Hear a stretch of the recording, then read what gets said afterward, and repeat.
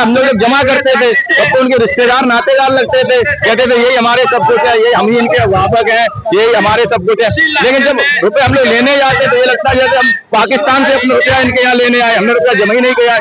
जहाँ तक वो सुब्रत राय की तो नीयत देने की है ही नहीं, सरकार भी नहीं चाह रही है। यूपी में इतनी सख्त सरकार है, बाबा जी का बिल्डोजर, तो जब बाबा जी का बिल्डोजर अवैध संपत्तियों पे चल रहा है, जरा सी कंप्लेंट मिलती है किसी की अवैध कब्जा कर लिया या कुछ कर लिया है, तो ये जो संपत्तियां बनी हुई हैं ये हम सारा पीड़ितों के पैसे से, तो सारा शहर पूरा बना हुआ है, लखनऊ है, नोएडा है, दिल्ली, मुंबई, कलकत्ता, वहां पे बना हुआ है। केंद्र सरकार को करना चाहिए। हम तो यूपी से आते हैं सर, मैनपुरी से, तो यूपी में बाबा जी का इतना खौफ है, तो क्यों नहीं लखनऊ की संपत्ति कपूरथला कम्प्लेक्स सारा शहर उसको ध्वस्त करके उसके बिल्डोजर चला के उसका जो भी उसकी जमीन को अपने अंडर में लेके फिर उसको बेचें। कहते हैं हम सनातनियों हिंदुओं की सरकार है, सनातनियों की सरकार है, तो क्या सबसे ज्यादा पैसा इसमें क्या मुसलमानों का ही जमा है, इसलिए भुगतान नहीं कर रहे क्या? सबसे ज्यादा जो 99% पैसा तो सनातनियों का है, गरीबों का ही है, social versus SC ST OBC सभी लोगों का 99% हिंदू धर्म का जो पैसा है। हम कहे चलो मुसलमानों से नफरत करते हैं, मुसलमानों को ना दो पैसा, हिंदू धर्म के लोग जो हैं उनका पैसा जमा, उनका ही भुगतान कर दो।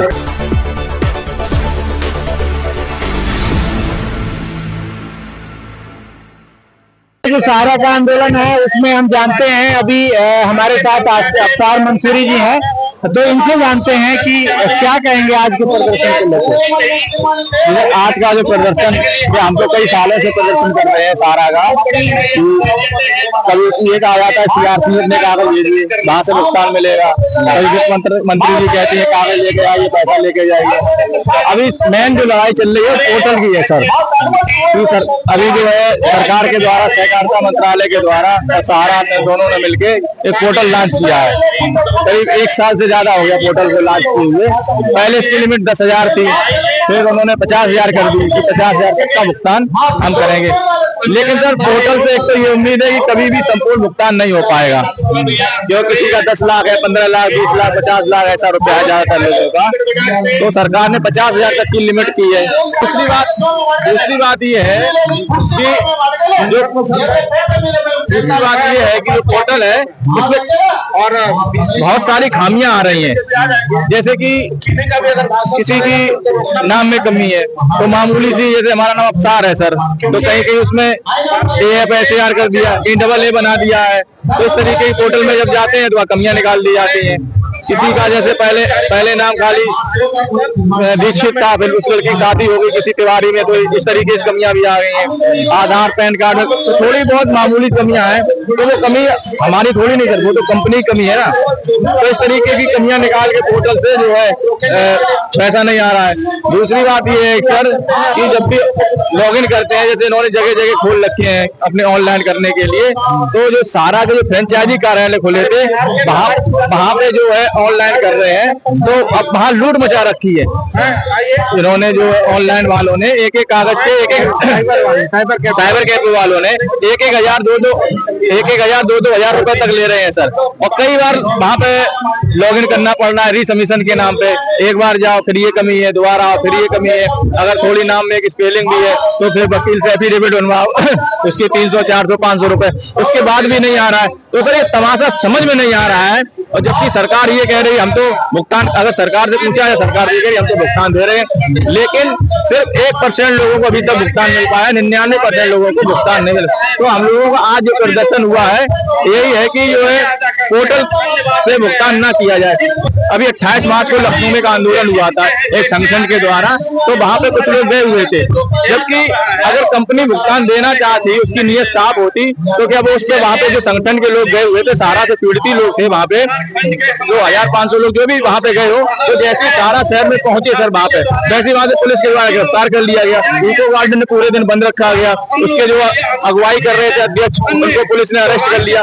तो ये सहारा की और प्रशासन की और योगी जी की सरकार की सबकी मिली भगत है कि इनका जो है जमा करता का सहारा पीड़ितों का पैसा ना दिया जाए। ये जहाँ तक वो सुब्रत राय की तो नीयत देने की है ही नहीं, सरकार भी नहीं चाह रही है।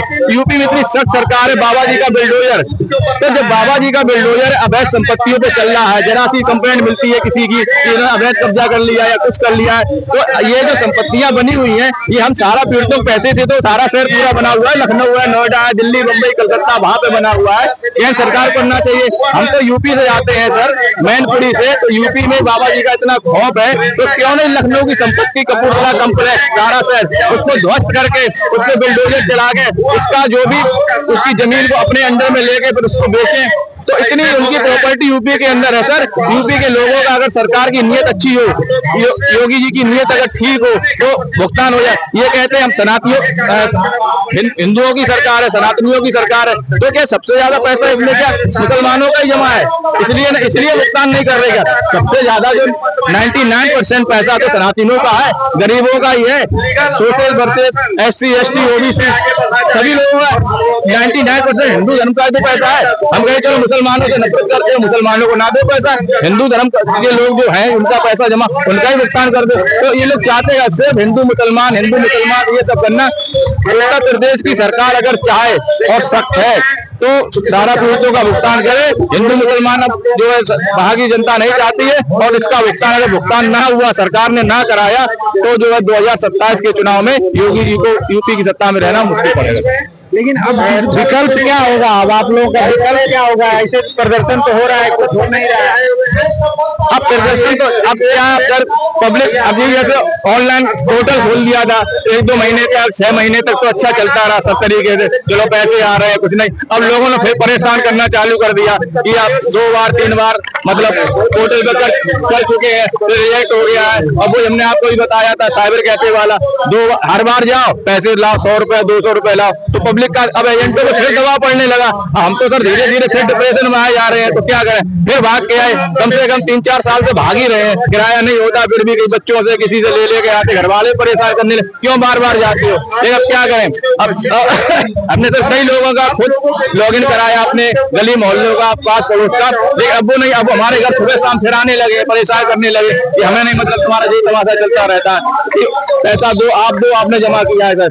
अभी क्या इनका क्या है, धीरे धीरे जैसे किसी लॉगिन कर दिया, तो जैसे इन्होंने एक जिले में 10,000 लोग हैं, तो वहां पे इन्होंने 100 लोगों का पेमेंट डाल दिया, तब ये यहाँ पैसा आने लगा, पैसे आने लगा।